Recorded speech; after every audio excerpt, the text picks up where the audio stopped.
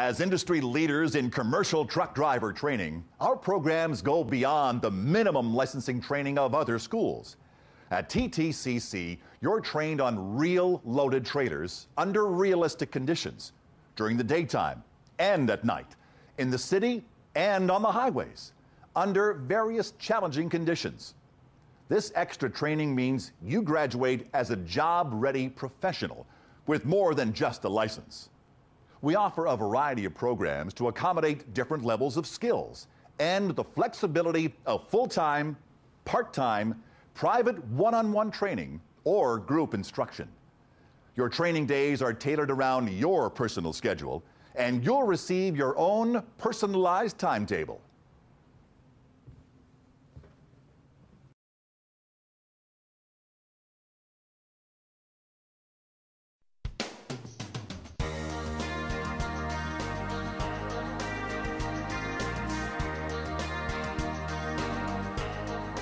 In this module, Dale is going to show us one of the most popular heavy truck transmissions in the world, the Fuller 13-speed transmission with a splitter on the top 4 gears.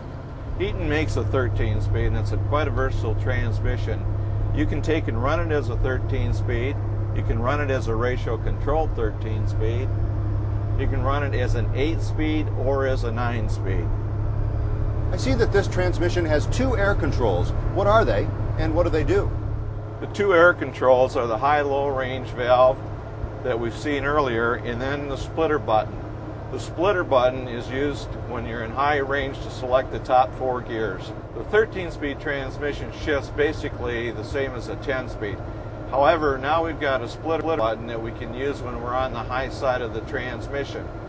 For example, 5th overdrive is a half step between 5th direct and 6th direct, and 6th overdrive is a half step between 6th direct and 7th direct. And these are very useful steps for the professional driver. Now, can you also do downshifts in half shifts? Absolutely. You can use the half shifts for when you're climbing hill, you have big loads, and you want to keep into an ideal RPM range. And you do that by using the splitter button that's on the shift lever now. And those are selected for 5th, 6th, 7th, and 8th.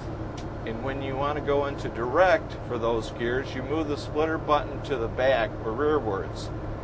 If you want to go into the overdrive position, you move the button forward, then you'll be in 5th, 6th, 7th, and 8th in the overdrive position. And one of the things that you do not want to do is use the splitter button in neutral. If you want to go from 5th direct to 5th overdrive, you move the button forward, release the accelerator, push in and release the clutch, and then you will be in 5th overdrive. The proper use of the splitter button is as soon as you take and move the button into overdrive, you've got to release torque. The thing to remember is that unlike the high range, there is no interlock safety for when you're making overdrive shifts from 5th to overdrive. That's why it's very important to make that move and release torque. So is the splitter on the 13-speed the same as the range change? Not exactly. On the range change, when you're in gear position and getting ready to go through neutral, it won't change until it hits neutral. On the splitter button, as soon as you move the button, it wants to shift, but it can't because it's torque loaded. That's why you have to release the accelerator and the clutch. Pre-selecting is very important when you're using the splitter button. Eaton also makes a Fuller 18-speed that operates much like the 13-speed, right? Yes, let's go check that out. So we're in the 18-speed now. Dale, what can you tell us about it? The 18-speed has a range valve and a splitter button. You'll notice a slight bit of difference between the shift pattern in this transmission and the 13-speed. And the splitter button can be shifted in all gear shift positions. When should I move the lever to make my shift? Okay, you do not move the shift lever, you move the splitter button. If you wait to press the clutch before you move the splitter button, you'll cause rapid wear on the shift fork. And what I want to do now is show a compound shift from 7th overdrive to 8th direct. I'm in 7th overdrive, I'll double clutch into 8th gear direct, and at the last second I'll move the splitter button to direct.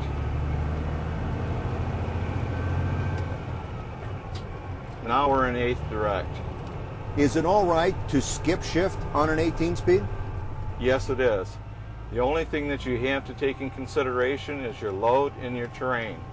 I'll give you an example. I'm going to skip shift from 6th direct to 7th direct.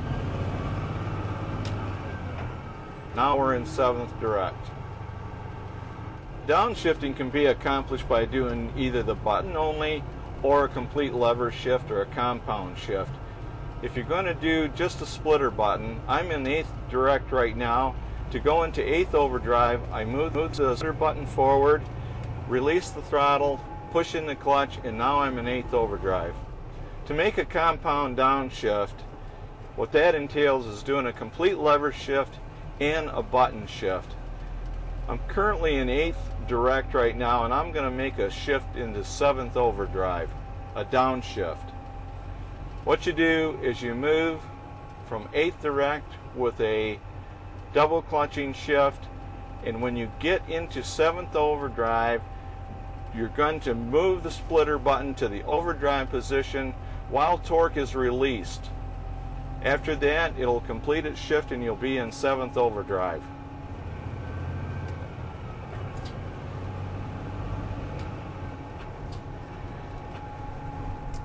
So, in summary, never use the splitter button or the range valve when the transmission is in neutral and the vehicle is moving.